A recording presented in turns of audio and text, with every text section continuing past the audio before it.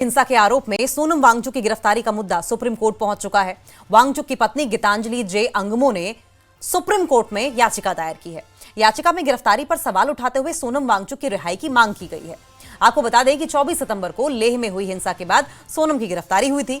वांगचुक पर गंभीर आरोप लगे हैं, जो अभी फिलहाल जोधपुर जेल में बंद हैं। सोमवार को इस मामले में सुनवाई हो सकती है।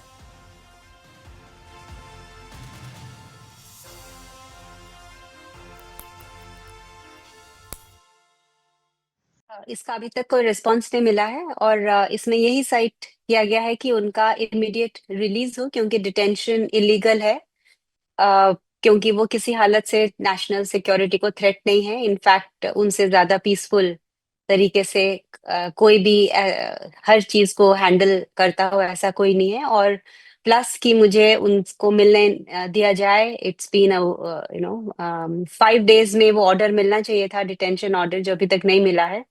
तो इसीलिए वेट करके 6 डे को हमने रिप्रेजेंटेशन लिखा to the president of India, her excellency, to the Prime Minister of India, to the Home Minister, Law Minister, to the LG of Ladakh and the DC of Ladakh. But there was no response till yesterday. And therefore, yesterday we have filed a petition under the habeas corpus with the Supreme Court of India. पिछले कुछ दिनों पहले सोनम वांगचुक को गिरफ्तार किया गया था। इस गिरफ्तारी के खिलाफ उनकी पत्नी गीतांजलि ने सुप्रीम कोर्ट में एक रिट याचिका दायर की है और इस मामले पर जल्द से जल्द सुनवाई की मांग कर रही है। इस मामले पर गुरुवार की देर शाम तकरीबन 5:30 बजे सुप्रीम कोर्ट में इस मामले पर एक याचिका दायर की गई और जिस तरह से बाकायदा अपील की गई है कि संविधान के अनुच्छेद 32 के तहत इस मामले पर जिस तरह से याचिका दायर की गई है और कहा गया है कि इस मामले पर जल्द से जल्द सुनवाई के लिए उन्हें वक्त प्रदान किया जाए और सुप्रीम कोर्ट में इस मामले पर सुनवाई होनी चाहिए। वहीं दूसरी तरफ देखा जाए तो सोनम वांगचुक की जो पत्नी है सोनम, उन्होंने राष्ट्रपति से भी गुहार लगाई है कि जिस तरह से सोनम वांगचुक की गिरफ्तारी हुई है वो गिरफ्तारी सही नहीं है और इस मामले पर राष्ट्रपति को भी इस मामले पर हस्तक्षेप करना चाहिए और जिस तरह से इस मामले पर तमाम मामलों की गंभीरता को देखते हुए जिस तरह से उनके खिलाफ तमाम मामले की पड़ताल चल रही है, तो इस मामले पर वो एक दया याचिका जो है, एक कहा जा सकता है वो उससे संबंधित एक लेटर जो है वो राष्ट्रपति को लिखा गया है।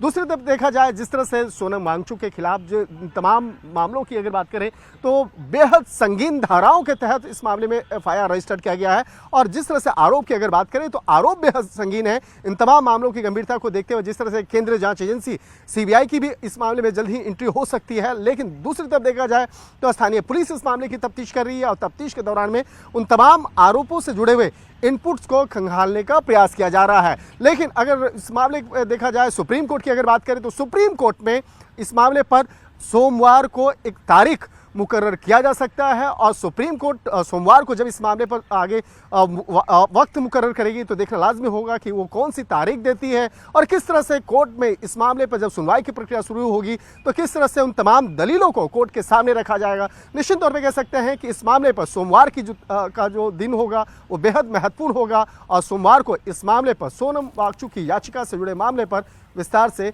सुनवाई के लिए वक्त मुकर्रर किया जा सकता है। वीडियो जर्नलिस्ट विकास के साथ शंकर आनंद, न्यूज़ 18 इंडिया, दिल्ली। और वहीं इस मामले पर सोनम वांगचुक की पत्नी का कहना है कि उन्होंने प्रधानमंत्री और उपराष्ट्रपति को भी इस मामले में लेटर लिखा था, अपने पति की रिहाई की मांग की थी, लेकिन मुझे कोई जवाब नहीं मिला। मजबूरन मुझे सुप्रीम कोर्ट का दरवाजा खटखटाना पड़ा।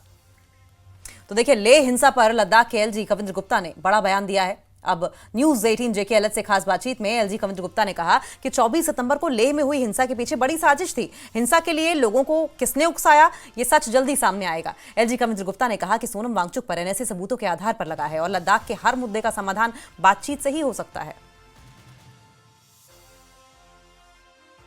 लद्दाख हमेशा से पीसफुल रहा है, शांतिपूर्ण रहा है, लेकिन पिछले कुछ हफ्तों में ऐसा हुआ कि लद्दाख के लोग सड़कों पे आ गए, जिसमें 4 लोगों की मौत हो गई और कई लोग जख्मी हो गए। आज हमारे साथ लद्दाख के लेफ्टिनेंट गवर्नर कविंद्र गुप्ता जी जुड़े हुए हैं। उनसे जानेंगे कि ऐसा क्या हुआ, क्या चेंजेस आए जिस वजह से लद्दाख के लोग जो हैं वो सड़कों पे आए और अब वे फॉरवर्ड क्या रहेगा। कविंद्र गुप्ता जी, न्यूज़ 18 से बात करने के लिए बहुत बहुत धन्यवाद।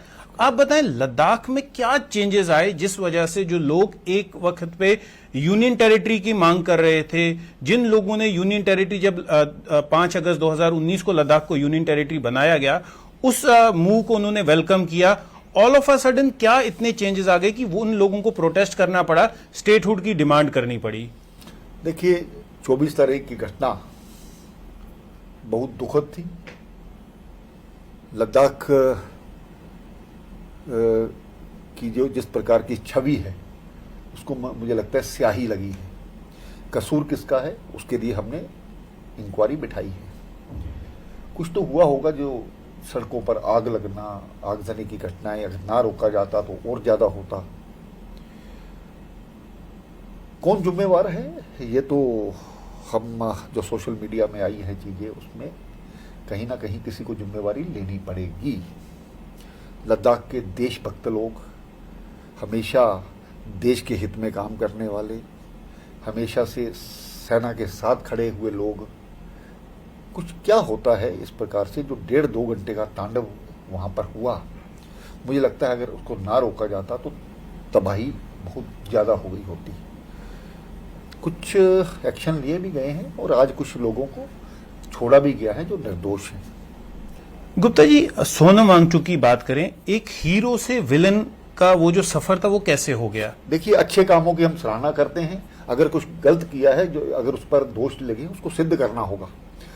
केंद्र सरकार ने एनएसए के माध्यम से जो उस पर एक तैयार किया है, तो उसके पीछे क्या चीजें हैं वो आने वाले समय में। उनकी वाइफ ने भी कल एक प्रेसिडेंट को लेटर लिखी है, कहा है उन्हें मिलने नहीं दिया जा रहा, उसे उसके बारे में ऐसा नहीं है। जो रूल रेगुलेशंस होते हैं उस रूल रेगुलेशन को फॉलो करना चाहिए। मेरे पास भी उनकी चिट्ठी आई है। हम देखेंगे कि आने वाले समय में क्या जो इर्रेगुलरिटीज हुई हैं उनको तो नहीं रोका जा सकता, लेकिन फॉरेन फंडिंग कहीं से होती है तो उस पर तो रोक लगनी चाहिए। किस कारण से हुई, कहाँ गया वो पैसा, कोई गलत डाइवर्शन हुई, उसकी सारी चीजें देखें। एक जुडिशियल इंक्वायरी भी मजिस्ट्रियल इंक्वायरी हमने बिठाई है, तो उसके परिणाम निकलेंगे। जिन लोगों ने अपने सामने वो चीजें दिखी हैं वही उसका फैसला करें। और वहीं शनिवार को जम्मू कश्मीर बीजेपी